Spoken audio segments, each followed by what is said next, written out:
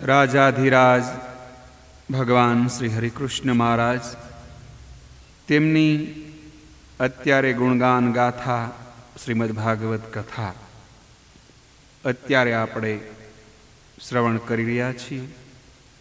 આજથી આપણે 9મા સ્કંદની શરૂઆત કરી રહ્યા છીએ. તેમજ આપ સર્વના શરણોમાં મારા ભાવ અને હૃદયથી આપ સર્વને પ્રણામ. પ્રથમ સ્કંદમાં અધિકાર લીલા, શિષ્યનો અધિકાર બતાવ્યું. અધિકાર સિદ્ધ થાય તેને સંત મળે મૃત્યુ માથે છે એ સાંભળ્યા પછી રાજાનું જીવન સુધરી ગયું. પરીક્ષિતના વિલાસી જીવનને અંત આવ્યું અને વિલાસી જીવનનો અંત આવે તેને ભક્તિ સિદ્ધ થાય છે, એટલે જીવમાં અધિકાર આવે છે. વૈરાગ્ય ધારણ કરીને જે બહાર નીકળે તે સંત બને છે અને તેને ત્યાં ગુરુ આપોઆપ પધારે છે. સંતને ત્યાં સંત પધારે, તમે સંત થાવ એટલે સંત આપોઆપ મળશે. બીજા સ્કંદમાં જ્ઞાન લીલા, મનુષ્ય માત્રનું કર્તવ્ય શું, મરણ નજીક આવેલ મનુષ્યનું કર્તવ્ય શું, તે દ્વિતીય સ્કંદમાં આપણને જાણવા મળ્યું. આ પ્રશ્નોની ચર્ચા કરી જ્ઞાન આપ્યું.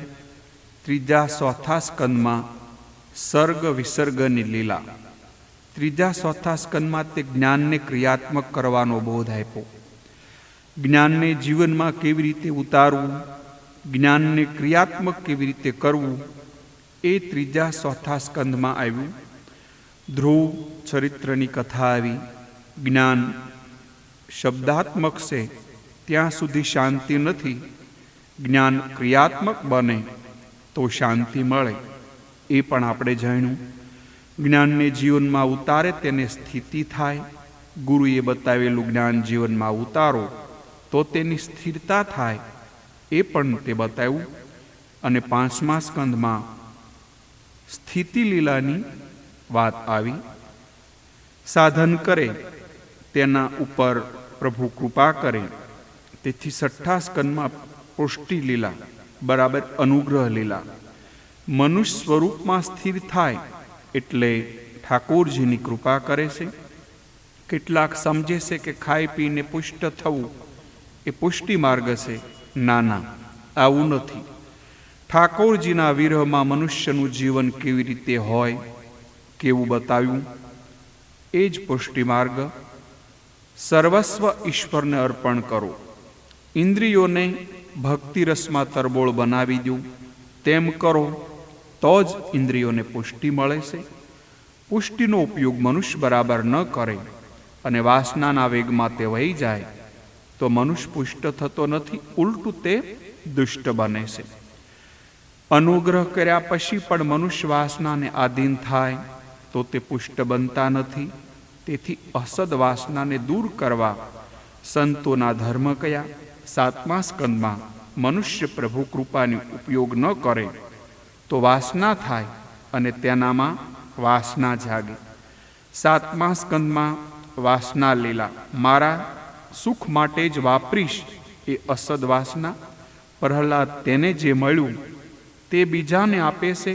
મને જે મળ્યું છે પ્રભુને આપું છું. સુખ ભોગવી બીજાને જે સુખ આપે તે સજ્જન કહેવાય, પણ સંત નહીં. પરંતુ પોતે દુઃખ ભોગવી બીજાને જે સુખ આપે તે જ સંત કહેવાય. રાસલીલા એ ભગવાનનું ફળ છે. રાસમાં હવે આપણે જવાનું છે. રાસલીલામાં જો વાસનાને લઈને જાય તો રાસલીલામાં પ્રવેશ મળે નહીં. પુષ્ટિ પછી વાસના જાગે તો તે અનર્થ કરે છે. પુષ્ટિનો સદુપયોગ કરે તે દેવ અને દુરુપયોગ કરે તે દૈન્ય. પ્રહલાદ દેવ ગણ્યા કારણ કે તેને પુષ્ટિનો સદુપયોગ કર્યો. હિરણાકશિપુ દૈત્ય ગણાણા કારણ કે તેણે પુષ્ટિનો દુરુપયોગ કર્યો. હિરણાકશિપુની અસદવાસના, પ્રહલાદની સદવાસના, સામાન્ય મનુષ્યની મિશ્ર વાસના. પરંતુ બધાએ બુદ્ધિનો સદુપયોગ કરતા નથી. ઈશ્વરે આપેલા સમય, સંપત્તિ અને શક્તિનો સદુપયોગ કરે તે દેવ બને છે. અને તેનો દુરુપયોગ કરે તે દૈન્ય બને છે. ઈશ્વર તો જીવ ઉપર કૃપા કરે છે, પણ અજ્ઞાની જીવ તેને દુરુપયોગ કરે છે, તેથી તે દુષ્ટ બને છે. 7મા સ્કંધમાં વાસનાની કથા કહી 4 ઉપાય કરે તો વાસના નાશ થાય. તેથી 8મા સ્કંધમાં તે પછી સંતોના 4 ધર્મ બતાવ્યા. પહેલું આપત્તિમાં ભગવાનનું સ્મરણ કરવાનું, દુઃખમાં હરિનું સ્મરણ એટલે ગજેન્દ્રની જેમ. બીજું સંપત્તિમાં સર્વનું દાન, બલિરાજાની જેમ સંપત્તિમાં સર્વસ્વનું દાન કરવાની વાસનાનો ક્ષય થાય છે. ત્રીજું વિપત્તિમાં સ્વવચન પરિપાલન એટલે કે બલિરાજાની જેમ. અને ચોથું સર્વ અવસ્થામાં ભગવત શરણાગતિ જેમ સત્યવ્રતની જેમ. સત્યવ્રત મત્સ્ય નારાયણને શરણે ગયા, વાસનાનો ક્ષય કરવા 4 ઉપાયો બતાવ્યા. એ પ્રમાણે 4 ઉપાયો દ્વારા વાસનાનો નાશ કરવાનું બતાવ્યું. વાસનાને પ્રભુ માર્ગ વાળે તો એ વાસના જ ભક્તિ બની જાય. રાસલીલામાં પ્રભુને મળવું છે, પણ વાસનાનું આવરણ હોય તો તે મિલનમાં આનંદ આવતો નથી. વાસનાનો વિનાશ કરી નિર્વાસન થઈ રાસલીલામાં આપણે જવાનું છે. વાસનાનો ક્ષય થાય તે પછી રાસલીલામાં જીવ ઈશ્વરનું મિલન થાય છે. સંયમ સદાચારનો આશરો લે તો રાસલીલામાં તેને સ્થાન મળે છે. 8મ સ્કંદમાં સંતોના 4 ધર્મો બતાવ્યા. તેમ છતાં શુક મુનિને લાગ્યું કે હજુ પરીક્ષિત રાજાના મનમાં થોડી સૂક્ષ્મ વાસના થઈ રહી છે, તો તે સૂક્ષ્મ વાસનાને લઈને જો રાજાના મનમાં સૂક્ષ્મ વાસના રહી ગઈ હશે અને જો તે રાસલીલામાં જશે તો તેને રાસલીલામાં કામ દેખાશે. હું રાજાને રાસલીલામાં લઈ જઈશ, પરંતુ જો તેના મનમાં કામ રહી જશે, મનમાં કામ હોય તેને સર્વત્ર કામ દેખાય. એક ગૃહસ્થની 18 વર્ષની કન્યા સાસરે જવા નીકળી. દીકરી રડવા લાગી, તેથી બાપા રડવા લાગ્યા. દીકરી પિતાને વંદન કરવા આવી, તેને ઉઠાવી સાતી સરસી છાપી. નિર્વિકાર ભાવે પિતા પુત્રી મળે છે. રસ્તે એક ભાઈ જતો હતો, તેણે આ દ્રશ્ય જોયું. તેના મનમાં કામ હતું. તે આ બંનેના પિતા પુત્રીના સંબંધો જાણતો નહોતો. તેના મનમાં પાપ આવ્યું કે આ બંને દુરાચારી કરે છે. પિતા પુત્રીનું મિલન જેટલું શુદ્ધ છે તેના કરતાં લાખ ગણું શુદ્ધ ગોપી જીવન છે, અને ઈશ્વરનું મિલન રાસલીલામાં છે. રાસલીલામાં કામ બિલકુલ નથી. શુકદેવજીના દર્શન માત્રથી અપસરાઓના કામનો નાશ થયો છે. અતિશય નિષ્કામ હોય તે કામની કથા કરી શકે નહીં. શુકદેવજી નિષ્કામ છે, જેના દર્શન માત્રથી બીજાના રહેલા કામનો નાશ થાય છે.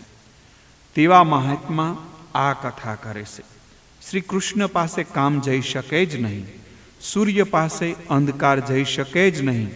તેમ કામ બુદ્ધિમાં હશે તો કૃષ્ણના દર્શન થશે નહીં. બુદ્ધિમાં વાસનારું વિષ હશે ત્યાં સુધી તેમાં ઈશ્વર રૂપી રસ ઠરશે નહીં, જામશે નહીં. રાજાની બુદ્ધિને શુદ્ધ કરવા 9મા સ્કંદમાં સૂર્યવંશ અને ચંદ્રવંશના ઇતિહાસ કયા છે. 9મા સ્કંદમાં સૂર્યવંશ પ્રકરણ અને ચંદ્રવંશ પ્રકરણ. સૂર્ય બુદ્ધિના માલિક અને ચંદ્ર મનના માલિક. બુદ્ધિની શુદ્ધિ કરવા સૂર્યવંશમાં ભગવાન શ્રી રામનું ચરિત્ર કહ્યું અને એમની શુદ્ધિ કરવા ચંદ્રવંશમાં શ્રી કૃષ્ણનું ચરિત્ર કહ્યું છે. રામની મર્યાદાનું પાલન કરશો તો તમારા મનનો રાવણ મરશે, તમારા મનમાંનો કામ પણ મરશે, તો શ્રી કૃષ્ણ પરમાત્મા જરૂર પધારશે. રામ પછી જ કૃષ્ણ આવે છે. જે રાવણનો કામને તારે તે જ શ્રી કૃષ્ણ લીલાના દર્શન કરી શકે. રામચંદ્રજીના ચરિત્રનું વર્ણન રામાયણમાં વિસ્તારથી કરેલું છે. તેનું વર્ણન ટૂંકમાં ભાગવતમાં કરવાની જરૂર હતી. હા હતી, કારણ રામચંદ્રની મર્યાદાનું પાલન કરે તેને જ કનૈયો મળે છે. મન શુદ્ધ કરવા આ સર્વ લીલાઓ છે. 9મા સ્કંદમાં 2 પ્રકરણ છે, સૂર્યવંશ અને ચંદ્રવંશ. સૂર્યવંશમાં ભગવાન શ્રી રઘુનાથજી પ્રગટ થયા છે અને ચંદ્રવંશમાં ભગવાન શ્રી કૃષ્ણ પ્રગટ થયા છે. સપ્તસ્કંદમાં વાસનાની કથા આવી. તે વાસનાનો નાશ કરવા અષ્ટમ સ્કંદમાં 4 ધર્મો બતાવ્યા. સંતોના 4 ધર્મો જીવનમાં ઉતારે તે વાસનાનો વિનાશ કરી શકે. વાસનાને વિવેકથી પ્રભુના માર્ગમાં વાળે તો તે વાસનાના જ ઉપાસના બને છે અને મનુષ્યને મુક્તિ અપાવે છે. વાસનાનો વિનાશ થાય ત્યારે 9મા સ્કંદમાં પ્રવેશ મળે. મન બુદ્ધિને શુદ્ધ કરવા માટે 9મો સ્કંદ છે.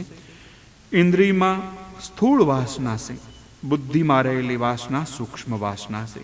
સંતોના ધર્મો જીવનમાં ઉતારવાથી સ્થૂળ વાસનાનો નાશ થાય છે, પણ મન બુદ્ધિમાં જે સૂક્ષ્મ વાસના છે તેનો નાશ થતો નથી. મનના માલિક દિવસે ચંદ્ર, બુદ્ધિના માલિક દિવસે સૂર્ય, આ બંનેની આરાધના કરે તેની બુદ્ધિગત વાસનાનો વિનાશ થાય. વાસનાના પૂર્ણ ક્ષય વગર મોહને ક્ષય થતો નથી અને મોહના ક્ષય વગર મુક્તિ પણ મળતી નથી. મનમાંથી સૂક્ષ્મ બળનો નાશ થાય ત્યારે જ મુક્તિ મળે છે. જ્ઞાની પુરુષો સંસારમાં સાસો સુખ નથી એવો વારંવાર વિચાર કરે છે. શરીર છે ત્યાં સુધી સુખ સગવડની અપેક્ષા રહે, પરંતુ અંતે પરિણામ આ દુઃખમય છે એમ માની તેઓ ભોગવે છે ભોગ. બુદ્ધિગત વાસના સૂર્યચંદ્રની ઉપાસના ન કરે ત્યાં સુધી જતી નથી. મનમાં પણ બિલકુલ સૂક્ષ્મ મન ન રહે તો મન મરી જાય, મન શ્રી કૃષ્ણમાં મળી જાય. મન મરે તો મુક્તિ મળે. આત્મા તો નિત્ય મુક્તિ છે, મનને મુક્તિ કરવાનું છે. ઇન્દ્રિયગત વિકાર વાસનાનો નાશ સંતોના ધર્મો આચરણમાં મૂકવાથી થાય છે. જે વિકાર વાસના મન બુદ્ધિમાં સૂક્ષ્મ રૂપે છે તેનો વિનાશ જલ્દી થતો નથી. તેનો છેલ્લો જન્મ હોય છે. તેનું જ મન અતિ શુદ્ધ થાય છે. મારું મન શુદ્ધ છે એવી કલ્પના ન કરો. એમ માનો તો સાધન તરફ ઉપેક્ષા જાગે છે. સત્કર્મથી સંતોષ ન માનો, ભોજનથી સંતોષ માનો, પણ ભજનથી ક્યારેય સંતોષ ન માનો. રામ ન આવે ત્યાં સુધી કૃષ્ણ આવતા નથી. ભાગવતમાં મુખ્ય કથા શ્રી કૃષ્ણની છે. સતા રામને પધરાવ્યા પછી જ કૃષ્ણ ભગવાન આવે છે.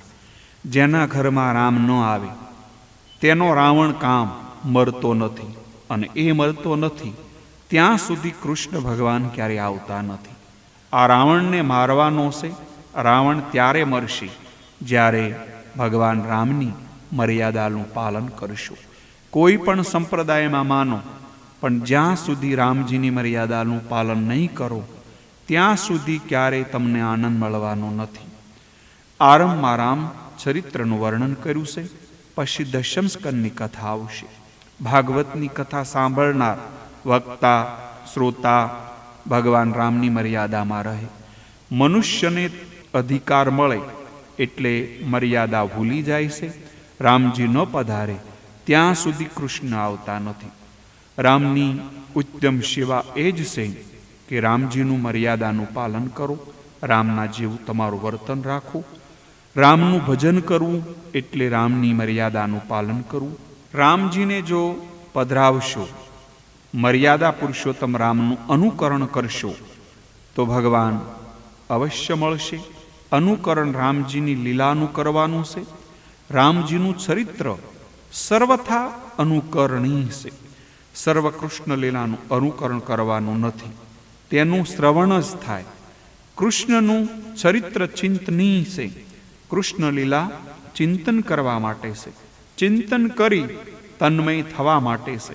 રામજી કરે તે કરવાનું, કૃષ્ણ કહે તે કરવાનું. રામ પૂર્ણ પુરુષોત્તમ હોવા છતાં મનુષ્યને આદર્શ બતાવે છે. રામજીનો ભાતૃ પ્રેમ, રામજીનો પિતૃ પ્રેમ, બંધુ પ્રેમ, રામજીનું એક પત્ની વ્રત વગેરે સઘળું જીવનમાં ઉતારવાનું છે. રામાયણમાં દરેક પાત્રનું આદર્શ ચરિત્ર છે. દશરથજીનો રામજી પ્રત્યેનો પ્રેમ, સીતાજીનો રામ પ્રત્યેનો પ્રેમ વગેરે માન ઉપજાવે છે. શ્રી કૃષ્ણ કરે છે તે આપણાથી ન થાય. શ્રી કૃષ્ણ તો કાલીનાગ ઉપર નાચતા હતા. કાલીનાગ નાથને નાથે છે, શ્રી કૃષ્ણ ટસલી આંગળી ઉપર ગોવર્ધનને લીલા એટલે કે ગોવર્ધનને ધારે છે. શ્રી કૃષ્ણના ચરિત્રનું અનુકરણ કરવું હોય તો પૂતના ચરિત્રથી કરજો. ઝેર પી જજો. ઝેર પસાવ્યા પછી કૃષ્ણ ચરિત્રનું અનુકરણ કરજો. રામજીએ ઐશ્વર્ય છુપાવ્યું છે. મનુષ્ય જેવું નાટક ભગવાને કર્યું છે.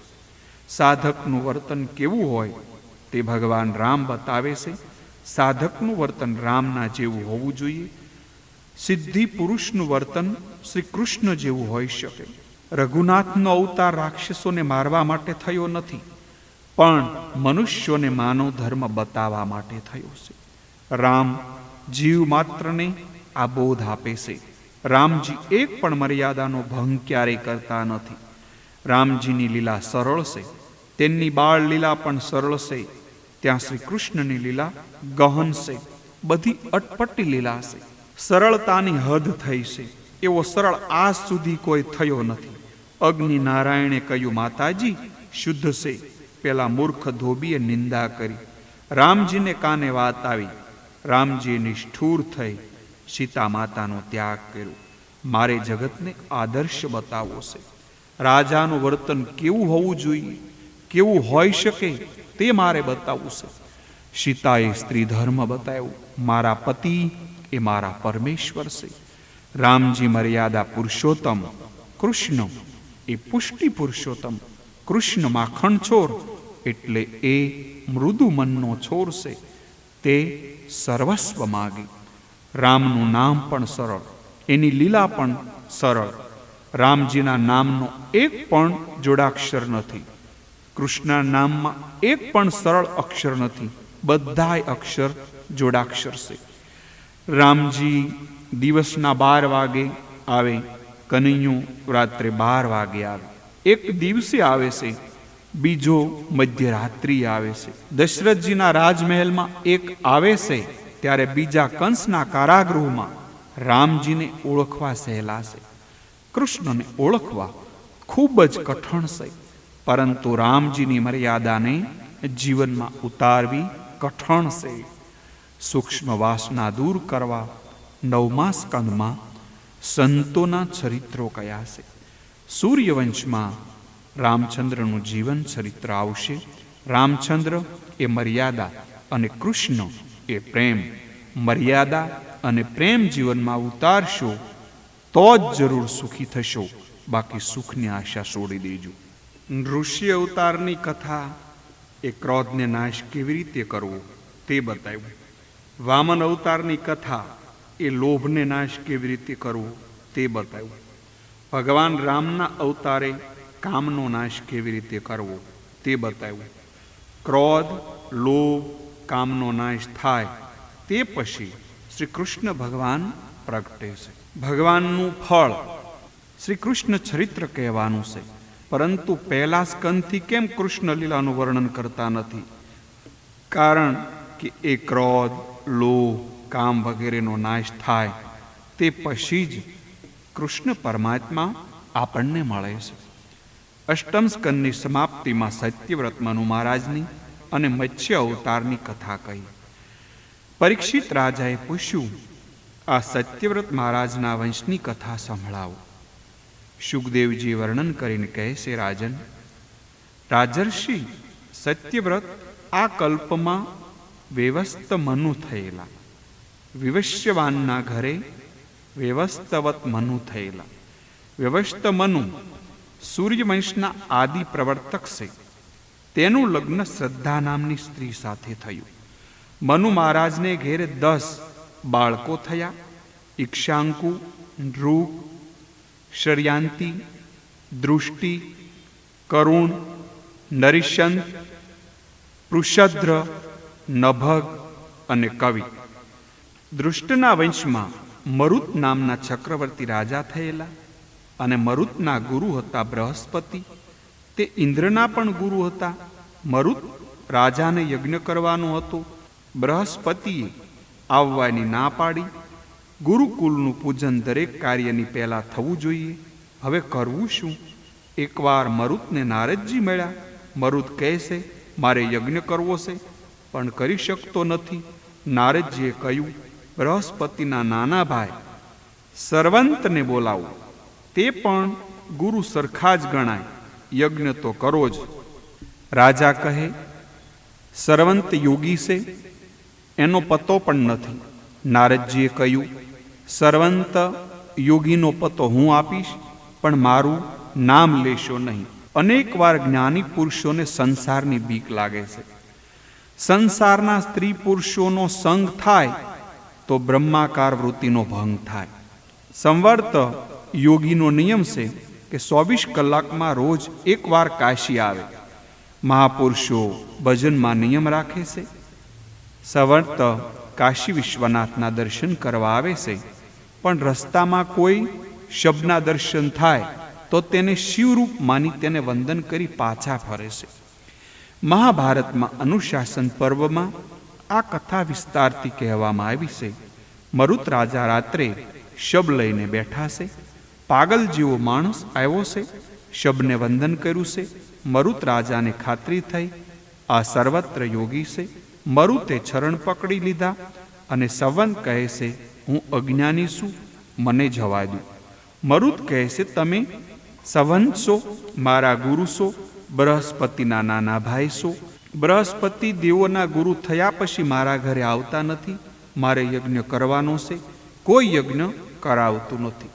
સંવર્ત કહે છે, હું યજ્ઞ કરાવીશ, પણ તારું ઐશ્વર્ય જોઈ બૃહસ્પતિ તને કહેશે કે હું તારો ગુરુ થવા તૈયાર છું, યજ્ઞ કરવા તૈયાર છું, પણ તેવા વખતે જે સમયે તું મારો ત્યાગ કરીશ તે સમયે તને બાળીને હું ખાક કરી નાખીશ.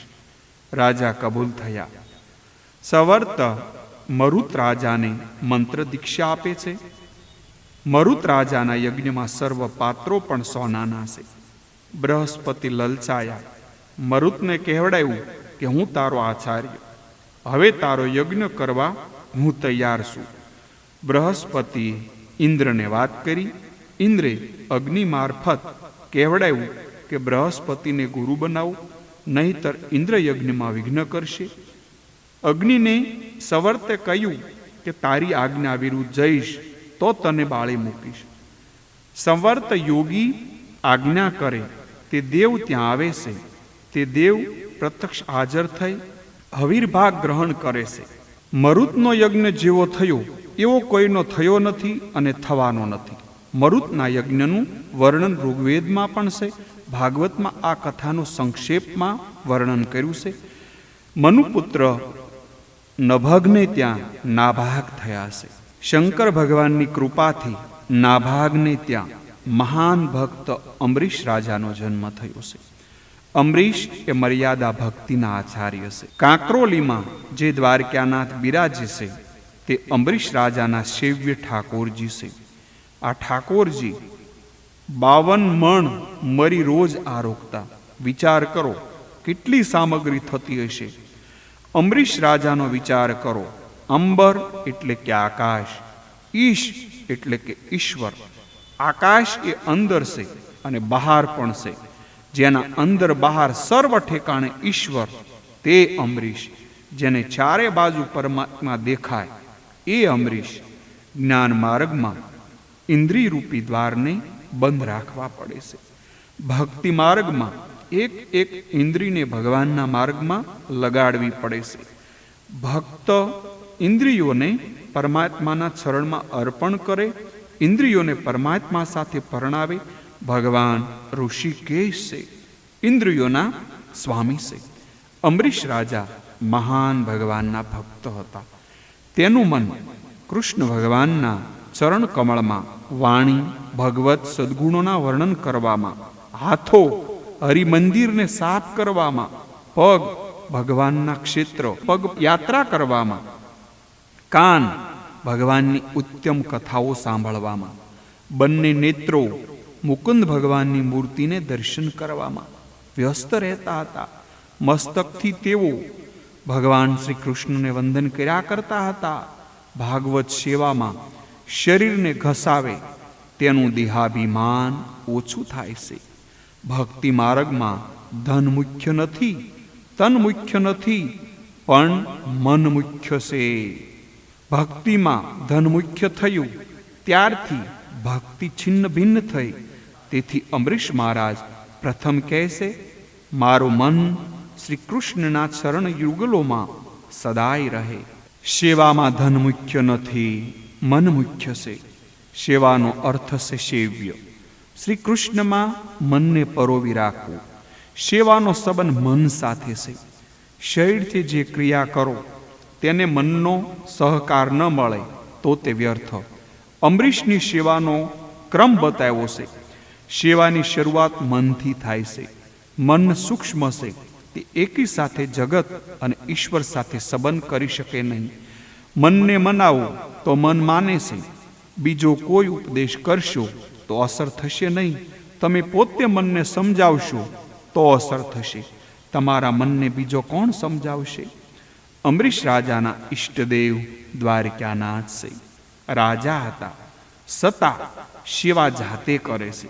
ઘરમાં અનેક નોકરો હતા, પણ ઠાકોરજીનો હું દાસ છું, તેની સેવા મારે જાતે જ કરવી જોઈએ. દાસ્ય ભાવ સેવામાં મુખ્ય છે. જે ભોજન કરે તેનું પેટ ભરાય છે. જે ભજન કરે, જે સેવા કરે તેને ફળ મળે છે.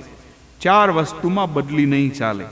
ભોજનમાં બદલી નહીં ચાલે, મરણમાં પણ બદલી નહીં ચાલે, પરણવામાં પણ બદલી નહીં ચાલે, અને ઠાકોરજીની સેવામાં પણ બદલી નહીં ચાલે. અમરીશ ચક્રવર્તી સાર્વભૌમ રાજા છે, છતાં ભગવાનની સેવા જાતે કરે છે. ઠાકોરજીના મંદિરમાં બુહારીની સેવા જાતે કરે છે. બુહારી એટલે સંજવારી. સંજવારીની સેવા પણ જાતે કરે છે. વૈષ્ણવોના ચરણની રજ મંદિરમાં પડેલી હોય, બુહારીથી વૈષ્ણવની ચરણ રજ મળે. ભાગવતમાં સ્પષ્ટ લખ્યું છે કે અમરીશ મહારાજા ભગવાનના દર્શન કરવા જાય ત્યારે ઉઘાડા પગે અને ચાલતા ચાલતા જાય છે. જે લખ્યું છે તે જ કહું છું. અમરીશ રાજા જેવી ભક્તિ તો આપણાથી થાય નહીં, પણ તેનું કાંઈક અનુકરણ કરવું જ જોઈએ. એકવાર તેઓએ ભગવાન શ્રી કૃષ્ણની આરાધના કરવા માટે 1 વર્ષ સુધીનું એકાદશીનું વ્રત કરવાનો નિયમ ગ્રહણ કર્યો. એકાદશીનું વ્રત સર્વ વ્રતોમાં શ્રેષ્ઠ છે. એકાદશીના 2 પ્રકાર છે, નિષેધ વ્રત અને પરિપાલન વ્રત. નિષેધ વ્રત અનાજ ખાવાથી દોષ ન લાગે તેટલા માટે કરવામાં આવે છે. ભગવાનની આરાધન માટે ભાગવત વ્રત કરે તો સુખી થાય છે. એકાદશીનું વ્રત 3 દિવસનું છે. દશમીને દિવસે એકવાર ભોજન કરવું. બની શકે તો હવિજ્ઞાનનું ભોજન કરવું. દૂધ ભાત જેવો સાત્વિક આહાર કરવો. દશમીને દિવસે અજીર્ણ થાય એટલું ખાવું નહીં. એકાદશી બને તો નિર્જળા કરો, તેમ ન બને તો દૂધ ઉપર રહેવું. છેવટે ઋતુના ફળ ઉપર રહેવું. ત્યાં સુધી એકાદશીનું ફળ મળે. તેથી આગળ જાઓ તો એકાદશીનું ફળ મળતું નથી. વ્રત કરવાનો મક્કમ નિશ્ચય હશે તો ભગવાન શક્તિ આપશે. 11 કરવાનો સંકલ્પ કરો તો ભગવાન મદદ કરશે. સત્યનારાયણની કથામાં કઠિયારાની કથા આવે છે. કઠિયારો સંકલ્પ કરે છે, મને આજે પૂરતા પૈસા મળશે તો સત્યનારાયણની કથા કરીશ. પરમાત્માએ તે સંકલ્પ પરિપૂર્ણ કર્યો. સત્કર્મમાં પરમાત્મા સહાય કરે છે. લોકો એમ સમજે છે કે એકાદશી આવી એટલે દિવાળી મળવા આવી. એકાદશીના દિવસે ઘરમાં દાળ ભાત ન કરવા, એકાદશીના દિવસે અન્નના દર્શન ન કરવા, એકાદશીના દિવસે અન્નમાં સર્વ પ્રકારના પાપ આવીને વસે છે. અન્ન ખાનારને માથે તે જાય છે. એકાદશીને દિવસે પાન સોપારી પણ ન ખવાય. દિવસે ન સુવાય. રાત્રે 1-2 કલાક વધારે કીર્તન કરો. 11ને દિવસે પંઢરપુરમાં વિઠ્ઠલનાથજી ભગવાન પહોંચતા પણ નથી. 5 કર્મ ઇન્દ્રિય, 5 જ્ઞાન ઇન્દ્રિય અને 11મું મન, આ 11 ઇન્દ્રિયોને પ્રભુમાં પરોવે રાખવી એ એકાદશી. બાકી આજકાલ તો લોકો એકાદશીમાં 11 વિષય રસોને સ્થાન આપે છે અને નાનકડી દિવાળી આવે છે એવું સમજે છે. આવું ન કરો. આવી એકાદશી કરવાથી કાંઈ ફળ મળતું નથી. ઉપ બરાબર સમીપ, વાસ બરાબર રહેવું. પ્રભુની સમીપમાં રહેવું તે ઉપવાસ અને તે એકાદશી ખરી કહેવાય. બારસને દિવસે એક વખત આહાર કરવો, બારસને દિવસે બ્રાહ્મણનું સન્માન કરી પછી પ્રસાદ ગ્રહણ કરો અને દ્વાદશીને દિવસે 2 વખત ભોજન કરો તો એકાદશીનો ભંગ થાય છે. વિધિપૂર્વક એકાદશી કરો. વિધિ પ્રમાણે એકાદશી ન થાય તો મર્યાદા અનુસાર અન્નનો ત્યાગ કરી ફળાહાર ઉપર રહેવું. આરોગ્યની દ્રષ્ટિએ પણ આ વ્રત આવશ્યક છે. આજકાલ લોકો ડોક્ટર ઉપર વિશ્વાસ કરે પણ વ્યાસ જેવા ઋષિમુનિઓ ઉપર બોલ ઉપર વિશ્વાસ કરતા નથી. ડોક્ટર કહે કે ટાઇફોઇડ થઈ ગયો છે, 21 દિવસ અનાજ લેવાનું નથી તો લોકો માનશે. એકાદશી ન કરનારને ફરજિયાત આવી સામટી એકાદશીઓ કરવી પડે છે. અમરીશ રાજા વિધિપૂર્વક એકાદશી કરે છે. વ્રતના સમાપ્તિના દિવસે યમુનાના કિનારે આવ્યા છે. યમુનામાં સ્નાન કર્યું, બ્રાહ્મણોને પૂજા કરી તેઓ વ્રતનું પારણું કરવાની તૈયારી કરતા હતા. ત્યાં દુર્વાસા મુનિ અતિથ્ય રૂપે આવ્યા છે. ઠાકોરજીનો ભોગ ધર્યો. અમરીશ રાજાએ પ્રાર્થના કરી, પધારો પધારો મહારાજ, આપ મારે ત્યાં પ્રસાદ ગ્રહણ કરો. દુર્વાસાએ કહ્યું કે હજી મારું મધ્યાહન કર્મ બાકી છે. આવશ્યક કર્મોથી નિવૃત્તિ થઈ હું આવું છું. ઈશ્વરની ધર્મ મર્યાદા તોડવા જેવું પાપ નથી. ઈશ્વરની ધર્મ મર્યાદા તોડશો તો ભક્તિ સફળ થશે નહીં.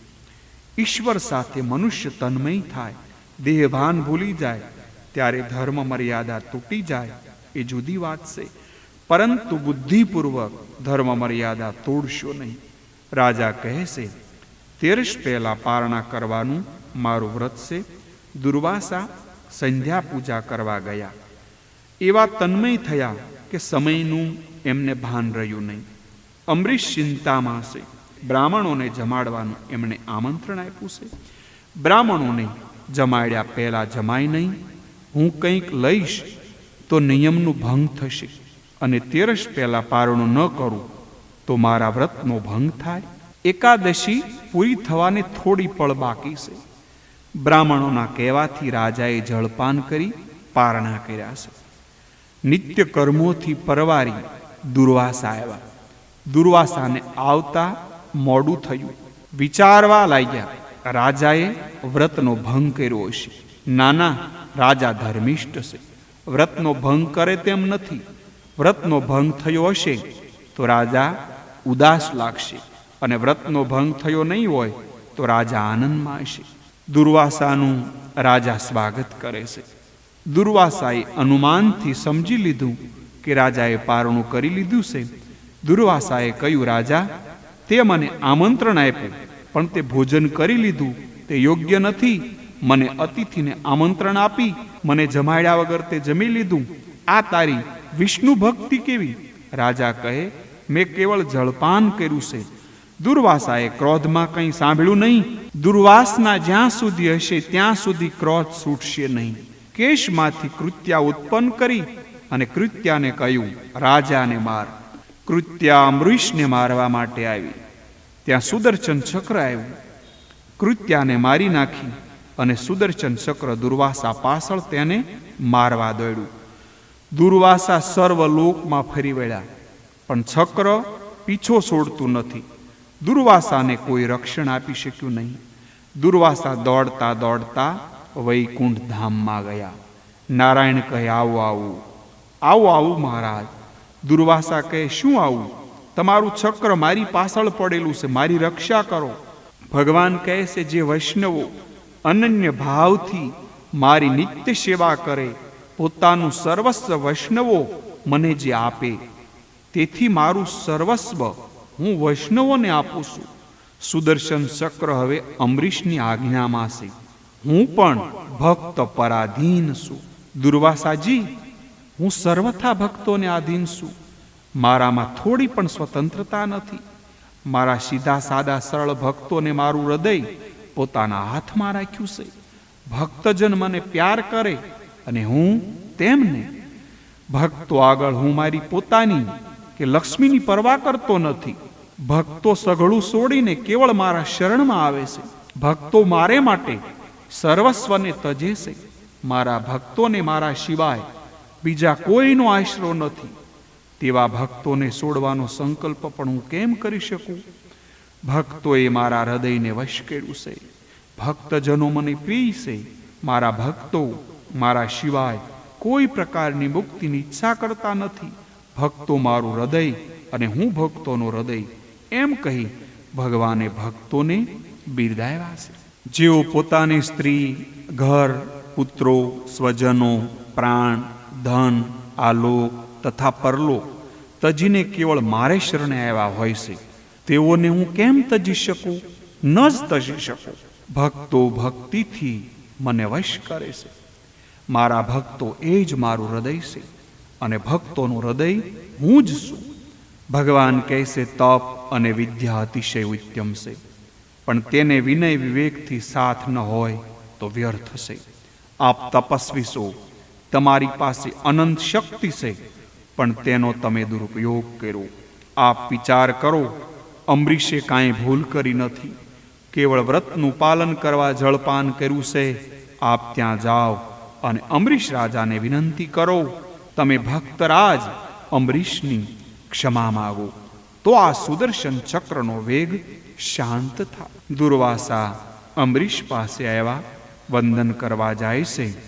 ત્યાં અંબરીશ મહારાજ કહે છે, નાના મહારાજ, તમે મને વંદન કરો એ મને શોભે નહીં. અંબરીશ સુદર્શન ચક્રને કહે છે, શાંત થઈ જાઓ, શાંત થઈ જાઓ. આજ દિન સુધી જો મેં કંઈ પણ દાન કર્યું હોય, યજ્ઞ કર્યા હોય, સર્વની સેવા કરી હોય, તો તે પુણ્ય પ્રતાપે તમારો વેગ શાંત થાય. સુદર્શન ચક્ર શાંત થયું છે. અંબરીશ રાજાની કથા પાછળ થોડું રહસ્ય છે. અંબરીશ એ શુદ્ધ ભક્તિનું સ્વરૂપ છે. તેથી ચરિત્રના આરંભમાં એક એક ઇન્દ્રિયની ભક્તિ બતાવી છે. અંબરીશનું ચરિત્ર એ ભક્તનું ચરિત્ર છે, ભક્તિનું ચરિત્ર છે. ભક્તિમાં દુર્વાસા એટલે કે દુર્વાસના વિઘ્ન કરવા આવે છે. હું મોટો અને બીજા નાના અને હલકા, એ જ દુર્વાસના. હું જ સુખ ભોગવીશ, એ જ દુર્વાસના. બીજાને દુઃખ આપવાની દુર્વાસના ભક્તિમાં વિઘ્ન કરવા માટે આવે છે. ભક્તિમાં અહંભાવ જાગે તો સમજવું કે દુર્વાસના આવી. દુર્વાસનાથી અભિમાન જાગે છે, અભિમાનથી ક્રોધ જાગે છે, અને ક્રોધથી કૃત્યા અને કર્કશવાણી ઉત્પન્ન થાય છે. કર્કશવાણી કૃત્યા ભક્તિને મારવા જાય છે. ત્યાં જ્ઞાનરૂપી સુદર્શન ચક્ર ભક્તિને મદદે આવે છે. જ્ઞાન કૃત્યાને મારી નાખે છે. જો ભક્તિ શુદ્ધ હોય તો તેને કર્કશવાણી કાંઈ કરી શકતી નથી. ભક્તિનું રક્ષણ સુદર્શન ચક્ર એટલે કે જ્ઞાન કરે છે. સર્વમાં શ્રી કૃષ્ણનું દર્શન એ સુદર્શન ભક્તિ પાસે કર્કશવાણી આવે છે, ત્યારે વૈષ્ણવો તેને સુદર્શન ચક્ર એટલે કે જ્ઞાનથી કાપી નાખે છે. નિંદાની અસર મન ઉપર થાય એ સાચો વૈષ્ણવ નથી. કર્કશવાણી સહન કરશો તો સુખી થશો. કર્કશવાણી બોલે તે દુઃખી થાય છે. ભક્તિ શુદ્ધ હશે તો જ્ઞાન અને વૈરાગ્ય દોડતા આવશે. સુદર્શન ચક્ર દોડતું આવેલું એમ અને કર્કશવાણી રૂપી કૃત્યાને મારી નાખશે. અંબરીશને દુર્વાસાએ કડક વચનો કહ્યા, તો પણ તેઓ તેના ઉપર ગુસ્સે થયા નથી. જેને રીસ ન આવે તે અંબરીશ, જેને માથે ઠાકોરજી બિરાજે. અંબરીશ અને દુર્વાસા જ્યારે અંબરીશની પ્રશંસા કરવા લાગ્યા ત્યારે પણ તે પ્રસન્ન થતા નથી. કારણ ભક્તો નિંદા સ્તુતિને સમાન સમજે છે. ભક્તોને કોઈ કર્કશ વાણી કહે તો અંબરીશની જેમ તેને તે વાણી કાંઈ અસર કરી શકતી નથી. ભક્તિ કરો તો અંબરીશના જેવી કરો. અંબરીશની ભક્તિથી ભગવાનને પણ કહેવું પડ્યું, અહમ ભક્ત પરાધીન. બધામાં સંભાવ સમતા રાખે એ જ્ઞાની. બધામાં ઈશ્વર છે એવું જ્ઞાન થવું એ પણ ખરું જ્ઞાન. ઈશ્વરના સ્વરૂપમાં જ્ઞાન વગર ભક્તિ આવતી નથી. ભક્તિ દ્રઢ થતી નથી, એટલે ભક્તિમાં જ્ઞાન જરૂરી છે. વિષયમાં વૈરાગ્ય આવ્યા વગર ભક્તિ થતી નથી, અને ભક્તિ આવે એટલે જ્ઞાન આવે, અને વૈરાગ્ય પહેલા આવે. જ્યાં ભક્તિ હોય ત્યાં જ્ઞાનરૂપી સુદર્શન ચક્ર રક્ષણ કરે છે, અને ભક્તિ સિદ્ધ થઈ એટલે તેને સર્વશાસ્ત્રોનું જ્ઞાન થઈ ગયું. દુર્વાસાને પ્રેમથી જમાડી અંબરીશે ક્ષમા માગી છે. સાચો વૈષ્ણવ પરદોષ જુએ નહીં, વારંવાર પોતાના દોષને જ જુએ. દુર્વાસાએ ખૂબ વખાણ કર્યા, પણ અંબરીશને કંઈ પણ અભિમાન થયું નહીં. જીત મારી નથી, જીત ઈશ્વરની છે. જીત પોતાની માને તેની અવશ્ય હાર થાય છે. જરા વિચાર કરો, શુકદેવજીને આ રાજાઓની કથા કરવાની શી જરૂર હતી? પણ અંબરીશ જેવા રાજા શુકદેવજીને પણ ગમે છે. ધન્ય છે અંબરીશને. તે ઘરમાં રહીને સંન્યાસી જેવું જીવન ગાળે છે. હું તો વનમાં જઈને પછી સંન્યાસી જેવું જીવન ગાળું છું.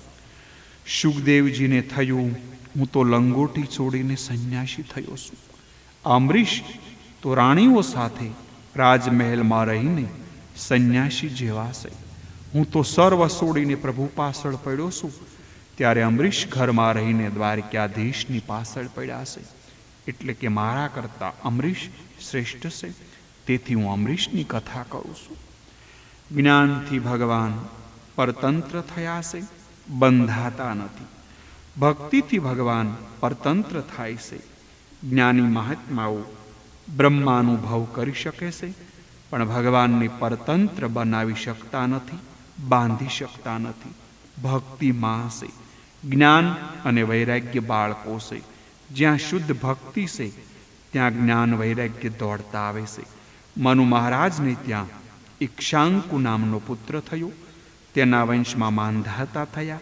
માંધાતા રાજાની 50 કન્યાઓની લગ્ન સૌભરી ઋષિ સાથે થયું. સૌભરી તપશ્ચર્યા કરતા હતા, સિદ્ધ થયા હતા. તેથી લોકોની બહુ ભીડ થાય છે. બહુ જનસંઘ એકત્ર થાય એટલે ભજનમાં ભંગ થાય છે.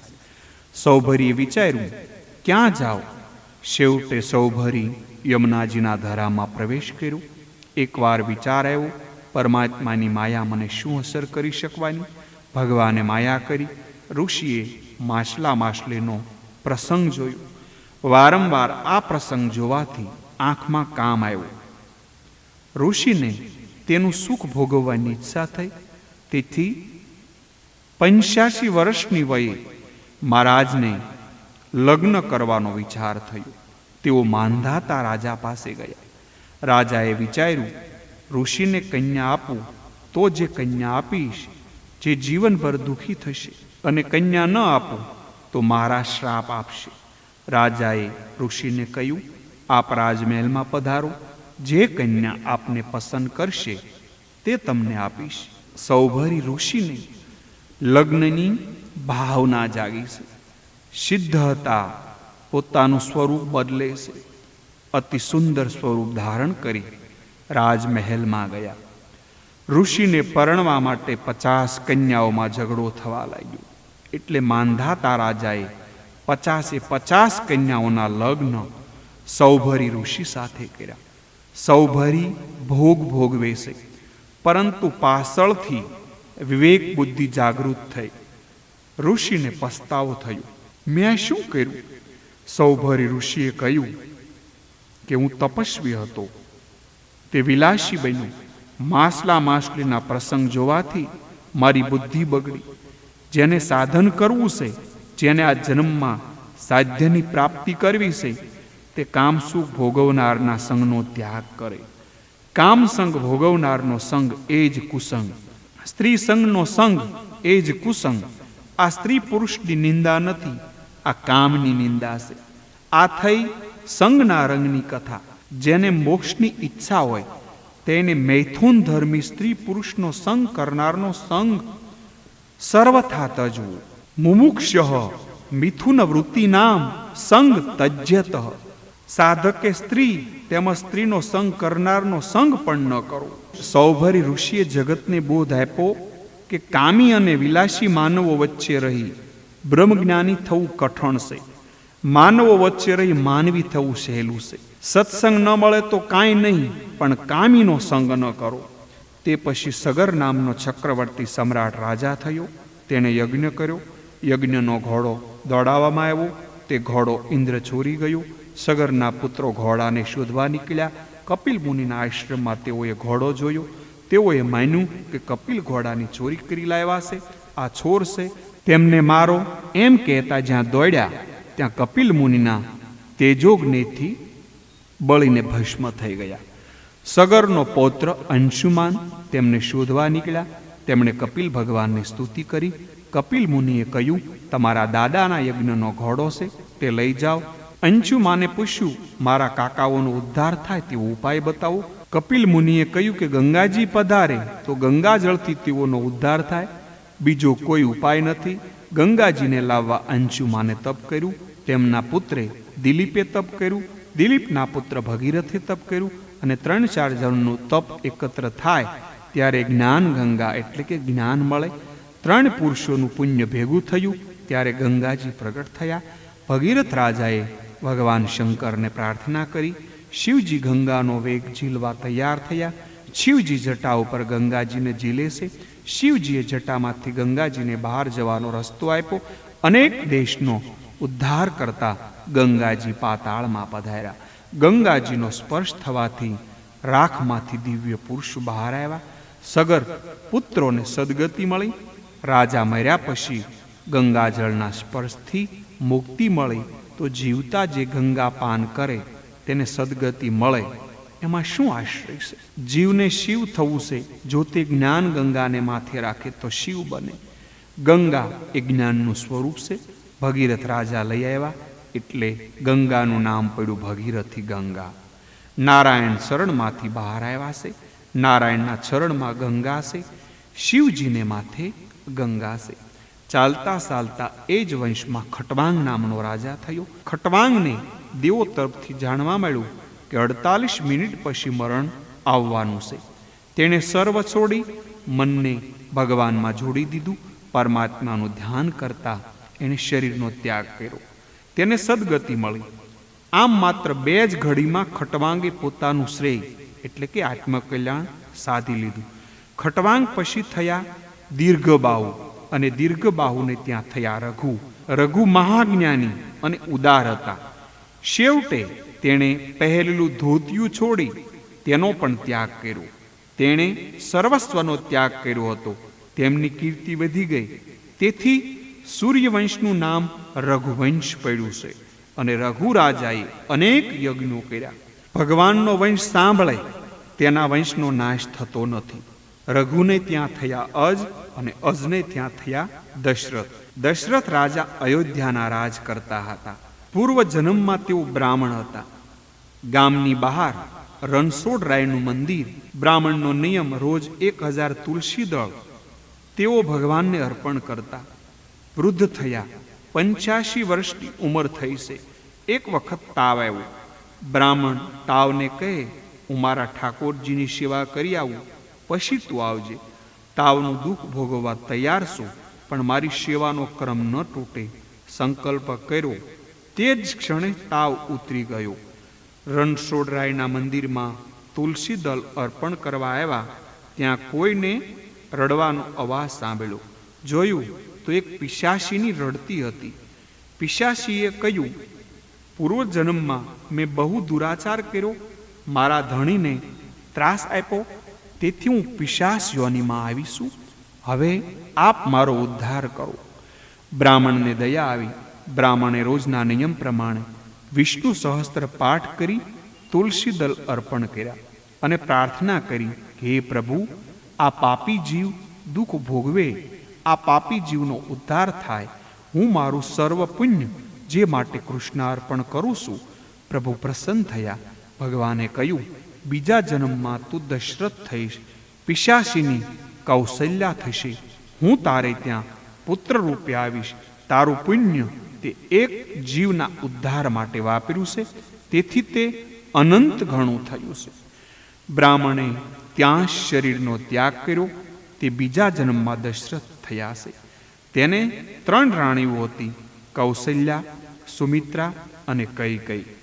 કૌશલ્યા ધર્મપત્ની છે. સુમિત્રા કૈકેયી ભોગપત્નીઓ હતી. છતાં કાંઈ સંતતિ ન હતી. દશરથ વશિષ્ઠ પાસે ગયા. વશિષ્ઠએ કહ્યું, તું પુત્ર કામેષ્ટ યજ્ઞ કર. તારે ત્યાં 4 પુત્રો થશે, યજ્ઞ કર્યો છે. અગ્નિદેવ ખીર લઈને યજ્ઞ કુંડમાંથી બહાર આવ્યા છે. કહ્યું, આ પ્રસાદ તમારી રાણીઓને ખવડાવજો, આપને દિવ્ય બાળકો થશે. વશિષ્ઠએ આજ્ઞા કરી, કૌશલ્યા ધર્મપત્નીને પ્રસાદનો અડધો ભાગ આપજે, પછી જે પ્રસાદ રહે તેના 2 ભાગ કરી કઈ સુમિત્રાને આપજે. દશરથે અડધો ભાગ કૌશલ્યાને આપ્યો. પછી જે પ્રસાદ રહ્યો તેના 2 ભાગ કરી કઈ સુમિત્રાને આપ્યા છે. તુલસીદાસ મહારાજે માનસીમાં કઈનો ખૂબ બસાવ કર્યો છે. એકનાથ મહારાજે તેને જન્મથી કર્કશા છીતરી છે. કર્કશ વાણીથી પતિદેવનું અપમાન કરે તે કઈ એ દશરથનું અપમાન કર્યું. મને છેલ્લો પ્રસાદ કેમ આપ્યો? આકાશમાં ફરતી સમડી ત્યાં આવી, સમડી પ્રસાદ ઉઠાવી ગઈ. અંજની દેવી તપશ્ચર્યા કરતા હતા, ત્યાં સમડી આવી, અંજની માના હાથમાં પ્રસાદ આપ્યો. અંજની પ્રસાદ આરોગી ગયા. આથી તેને ત્યાં હનુમાનજી પ્રાગટ્ય થયું છે. હનુમાનજી પહેલા આવે છે, તે પછી કઈને પસ્તાવો થયો છે. હું પ્રસાદ વગર રહી. કૌશલ્યાએ પોતાના ભાગમાંથી થોડો પ્રસાદ આપ્યો, સુમિત્રાએ પણ થોડો ભાગ આપ્યો. ત્રણેય રાણીઓ પ્રસાદ ગ્રહણ કરે છે. તમારું ઘર તમે અયોધ્યા જેવું બનાવો, જ્યાં યુદ્ધ ન થાય એ અયોધ્યા. શરીર પણ અયોધ્યા થઈ શકે જ્યારે તે સરયુને કિનારે રહેશે, એટલે કે ભક્તિના કિનારે રહેશે. ભક્તિનો કિનારો એ જ અયોધ્યા. ભક્તિને કિનારે રહેશો તો તમારું શરીર અયોધ્યા બનશે. અયોધ્યા એટલે કલવિનાની કાયા. શરીર એ અયોધ્યા છે. તમારા શરીરને અયોધ્યા બનાવજો. અયોધ્યા ક્યારે બને?